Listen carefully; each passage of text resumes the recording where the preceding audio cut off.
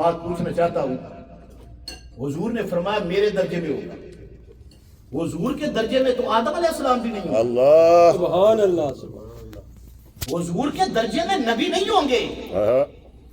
حضور فرماتے ہیں میرا درجہ اتنا بلند ہوگا جنت میں، اتنا بلند ہوگا. آپ یہ تبرک لینا جن کا، اور ساتھ روزہ بھی افطار کریں گے. نہیں میں یہ نہیں پیدا کر لوں، میں کیا وہی کے دن کروں. جی سبحان اللہ. حضرات توجہ، جلدی جلدی کرو نا. میں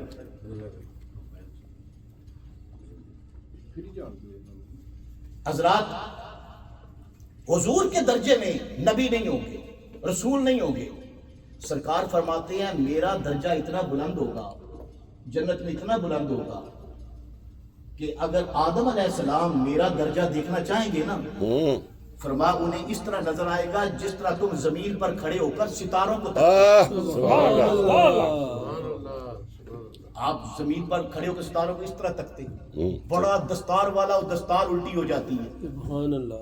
ٹوپی والا اور ٹوپی گر جاتی ہے، پھر جا کر ستاروں کو اس طرح دیکھا جاتا ہے.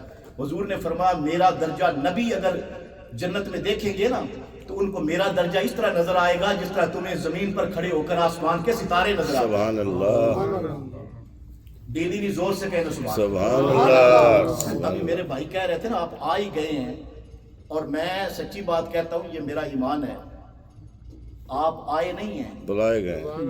بے شک. ہاں اس محفل میں کوئی آتا نہیں ہے، بل آپ کی بہادری نہیں ہے، یہ ان کا شکریہ ادا کریں جنہوں نے بلا لیا ہے.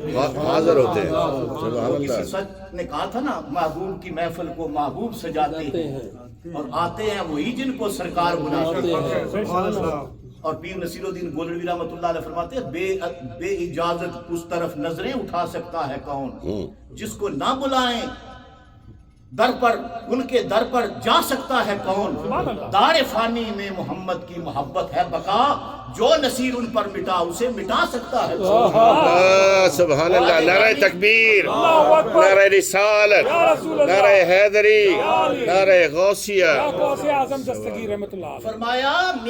فرمایا میرا درجہ اتنا بلند ہوگا جس طرح تم زمین پر کھڑے ہو کر آسمان کے ستارے دیکھتے ہو، اتنا درجہ میرا نبیوں سے بلند ہوگا. سبحان اللہ. اور اب حضور فرما رہے ہیں جو مجھ سے محبت کرتا ہے، حسن سے محبت کرتا ہے، حسین سے محبت کرتا ہے، ان کی ماں سے محبت کرتا ہے، ان کے باپ سے محبت کرتا ہے، کانا مایا فی درجتی فی الجنہ، وہ میں محمد کے درجے میں جنت میں ہوگا. سبحان اللہ سبحان یا رسول اللہ وہ آپ کے درجے میں ہوگا، وہ کیسے چلا جائے گا؟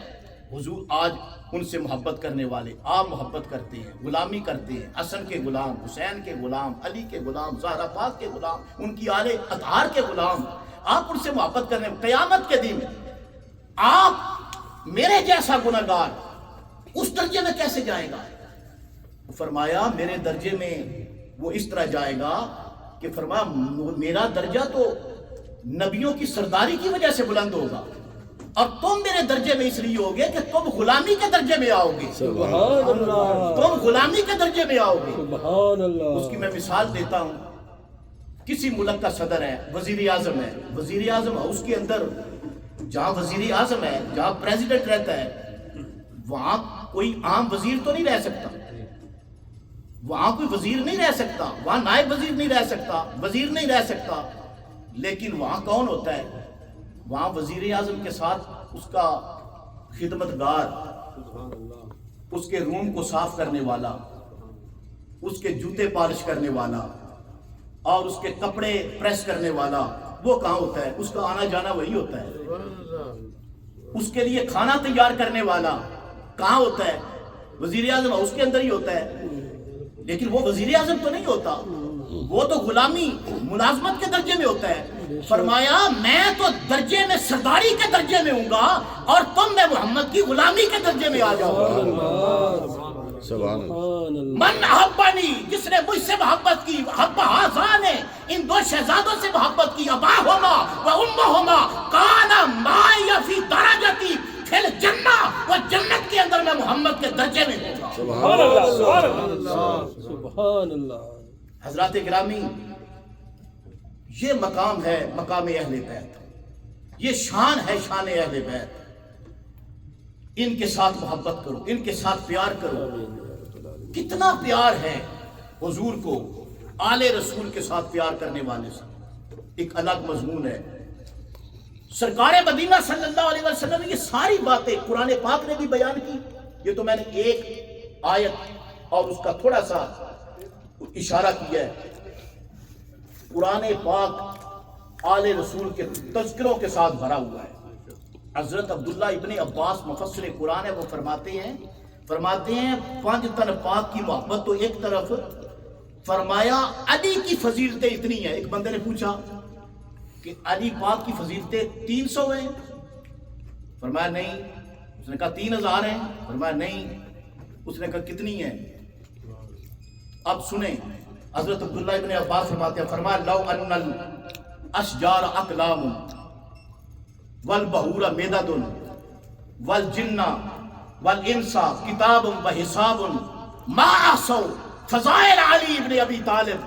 فرمایا دنیا کے سارے سمندر سیاہی بن جائیں، سارے درخت کلمے بن جائیں، انسان اور جن فضیلتیں لکھنا شروع کر دیں، فرمایا ان کی زندگیاں ختم ہو جائیں، کلمے گھس گھس کر ختم ہو جائیں، سمندر ساتھ ختم ہو جائیں، فرمایا ایک علی ابن ابی طالب کی فضیلت پھر بھی ختم نہیں. واہ سبحان سبحان اللہ اللہ سبحان سبحان یہ اللہ شان ہے. یہ تو ایک علی ہے. پائتن پاک کی شان کون بیان کرے؟ سبحان اللہ سبحان اللہ. وہ بیدم شاہ وارسی نے کہا تھا نا، بیدم یہی تو 5 ہیں مقصود کائنات. واہ ان کے لیے یہ مقصود کائنات ہیں، یہ وجہ تخلیق کائنات ہیں. حضرات گرامی، ان کی محبت کو فرض کیا گیا. آمین. یہ اہم ہے، لوگ عام سمجھتے ہیں.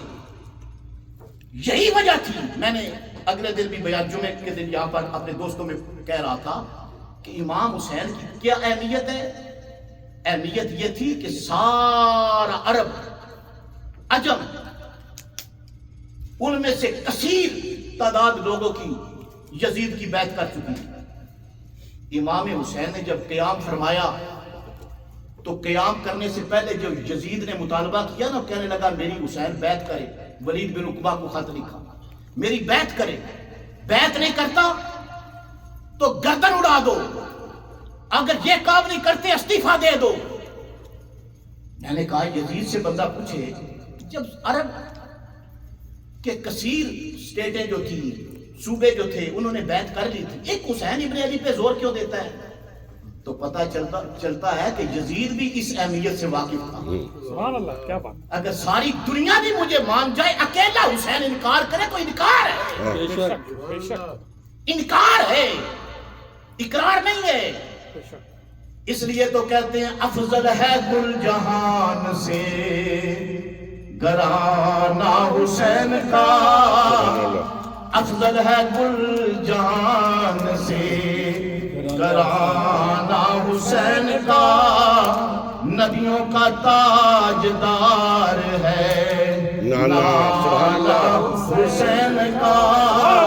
اور ایک پل کی بھی نہ تھی حکومت یزید کی.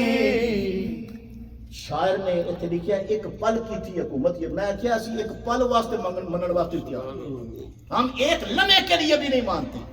ایک پل کی بھی نہ تھی حکومت یزید